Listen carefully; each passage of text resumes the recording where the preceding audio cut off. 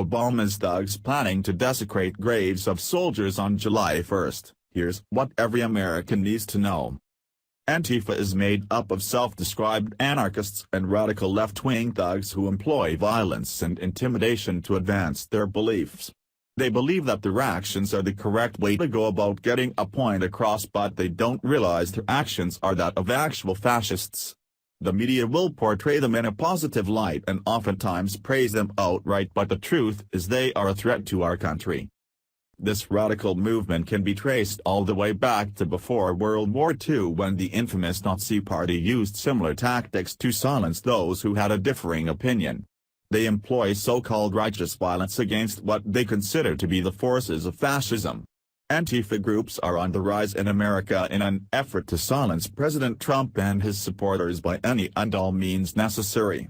They often show up at conservative events and rallies wreaking havoc and even outright attacking anyone who disagrees with them.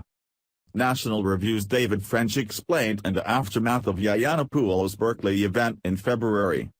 What you'll notice, and what you'll experience, if you ever find yourself in the middle of violent left-wing protest, is that the rioters and the peaceful protesters have a symbiotic relationship. The rioters break people and destroy things, then melt back into a crowd that often quickly and purposefully closes behind them. They're typically cheered wildly, to be sure, some yell at them to stop, and often treated as heroes by the rest of the mob, almost like they're the SEAL Team 6 of left-wing protest. Many people don't realize, but Obama and the Democrats are responsible in many ways for Antifa's rise. Over the years, Obama's policies are directly responsible for our recent climate of division and hate. He spent 8 years brainwashing much of America's youth to think this way. He used identity politics to tear this country into, and with the help of his good buddy George Soros, who was a Nazi himself during World War II, the two even are responsible for funding and organizing the new dangerous movement.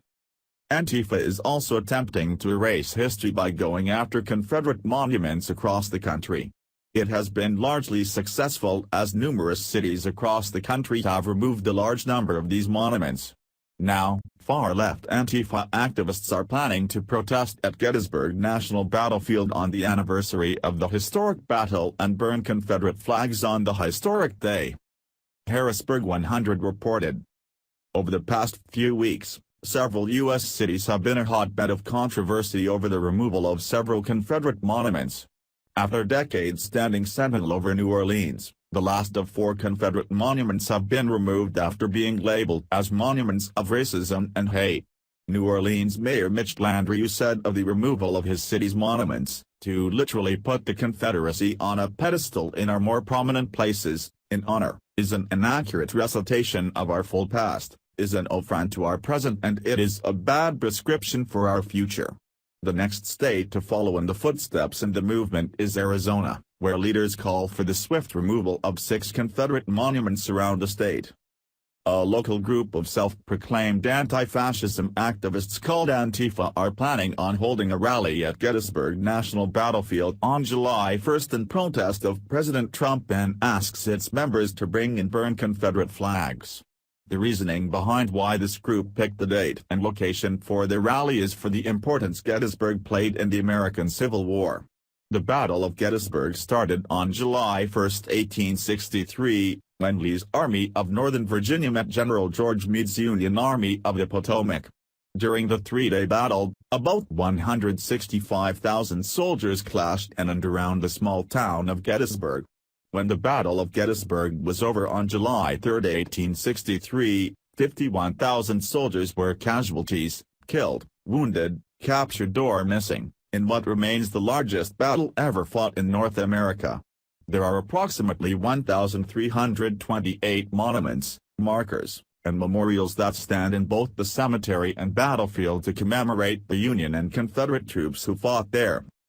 In removing any monument or marker of history, to what purpose does that serve? History in every corner of the world, while oftentimes ugly and heinous, still serves a purpose. It is a remembrance to learning from our past and not condemning ourselves to repeat it. Gettysburg. There is an old saying, those who forget history are doomed to repeat it. Antifa's actions will only create a more divided country, as many Americans' ancestors can be traced directly back to the Civil War. If you don't think those people will fight back against these thugs, you are dead wrong. They are crossing a very dangerous line and sides are being chosen. Make sure you are on the right side.